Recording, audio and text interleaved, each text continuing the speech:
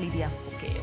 Machiegni wachako gi mano mar kuyo jolupo gi jopiny mamoko ma kwan gi pok oyangi onege gwenge ma Tondonyang' e kaunti ma Turkana kod kweth njore moro mag Dasanek mawachore ni wuok e piny ma libamba ma piny Ethiopia ma obedo kod lweny gi jodak mar Tondonyang' e odhiambo manyoro. Kalore kod jatend migawo mar arita Kipchumba Murkomen na apisas mag arita kwe kod kodaka mag jolweny KDF tima pedha e alworano. Mara Cynthia Onyango chako na mar atil gi ripod no heyo machal kod ma. E monj mane otimore odhiambo manyoro, wachore ni kweth mar njore no ne omonjo jodak malopei Mukat kachiel kod Natira e tong' mar piny Kenya kod piny Ethiopia e machalo lweny mar chulo kuoro bang' ywaruok bete kindgi. Kalore kod jatend migawo mar arita Kipchumba Murkomen, oganda makwan gi pok oyangi olal kendo pok ofweny kama nitiere, kendo medo ni sirikand Kenya dhi tiyo machiegni kod jolweny ma KDF e temo kelo kwe makono.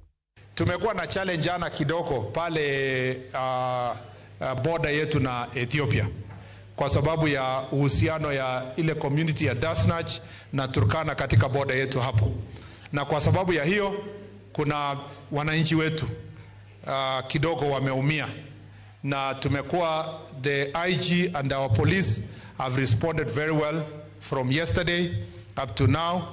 There are some of our citizens who are yet to be accounted for.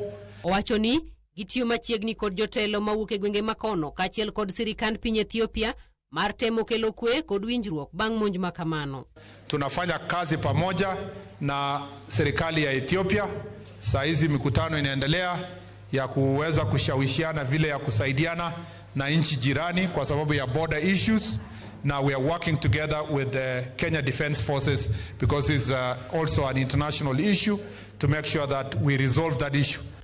Kauloso e monja chielo nogo, jagoro mongirore migawo mar arita Dr. Raymond Omolo kwayo oganda mondo bed kod horruok kendo kik ke weche magionge kod adiera margi ka osingo ni biro mi oganda ote moyiedhi e kinde mowinjore. What I will do as a PS for now is to urge caution so that then we don't sensationalize because matter security are very serious things that we cannot sensationalize for whatever reason, and the country will be made aware in due course of what exactly happened and of course the extent of casualties.